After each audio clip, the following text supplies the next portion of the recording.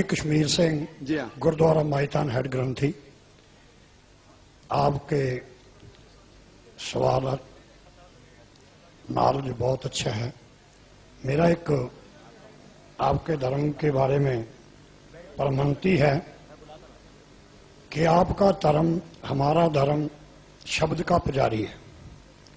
आप कुरान को, हम गुरु ग्रंथ साहब को शब्द को मानते हैं और आपके ही धर्म में कुछ एक मूर्ति पूजा का भी जो विधान है नहीं है, परंतु कुछ एक आदमी ये मूर्ति नहीं बनाई कि उसकी कब्र के रूप में जो है मजार के रूप में उसको मान्यता दे दी।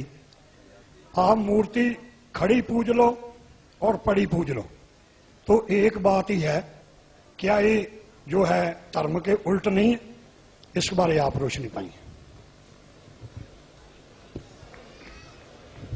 भाई साहब ने अच्छा सवाल पूछा और हमें सवाल को दोहराएंगे, अगर सवाल को समझने में कुछ गलती होगी तो आप सीधा कर लेना।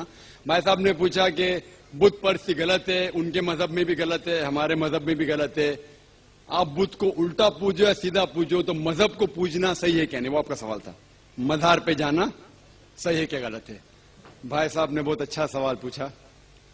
इसीलिए मैं कहता हूं कि इस्लाम को जानने के लिए मुसलमान को मत देखो, कुरान और हदीस को देखो। कुरान में कहीं भी नहीं लिखा हुआ है कि मजार बनाओ। यहां तक कि अल्लाह के रसूल मोहम्मद सल्लल्लाहु अलैहि वसल्लम ने कहा कि कोई भी कब्र पक्की नहीं होना चाहिए, अगर पक्की है तो उसको जमीन से नष्ट करना चाहिए। सही बुखारी की हदीस है कि अगर कोई कब्र पक्की है तो उसे जमीन के लेवल पे लेके आना चाहिए। मजार को पूजना गलत है, हराम है। मैं जानता हूं कि कई मुसलमान अनजाने में इल्म की कमजोरी की वजह से वो मजार पे जाते हैं। और मेरा ये कहना है कि बहुत सा कल्चर जो है, ये कल्चर हमारे जिंदगी में आ जाता है और हमारे बाप दादा पहले कहीं ना कहीं हिंदू तो होंगे, तो हमारे बाप दादा जाते थे मंदिर, तो अभी जा रहे हैं मजार में। आस्ते आस्ते तब्दीली आ रही।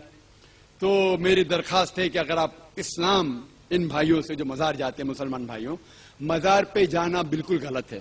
मोहम्मद सल्लल्लाहु अलैहि वसल्लम ने कहा कि आप कब्र पे जाओ। अगर आप कब्र पे जाएंगे तो आपको ये एहसास होगा कि आप कभी ना कभी मरने वाले हैं, तो अल्लाह पे और यकीन करेंगे, आखिरत पे यकीन होगा। तो कब्र पे जाके उनके लिए दुआ करना सही है। जो आदमी मर चुका है उनके लिए दुआ करो, उनको दुआ नहीं कर सकते। You can pray for them, not to them. मतलब उनके लिए दुआ कर सकते, उनको दुआ नहीं कर सकते। आप समझ रहे? वो बेचारा शख्स मर गया है, अच्छा शख्स था, उसके लिए दुआ कर सकते, अल्लाह उसे जन्नत फिरदौस दे, उन्हें नियामत दे, उन्हें माफ करे, वो तक ठीक है। लेकिन जाके ये बोले कि मेरे एग्जामिनेशन में मेरे नंबर कम है, तो बाबा नंबर अच्छे कर लो, ये बिल्कुल हराम है। शिफा, कुरान मजीद में कम से कम 25 आयतें हैं जिसमें लिखा है शिफा। शिफा मतलब सिफारिश, वसीला हराम है।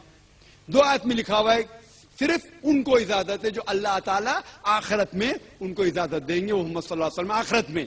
आज की तारीख में हम मोहम्मद सल्लल्लाहु अलैहि वसल्लम से भी नहीं मांग सकते।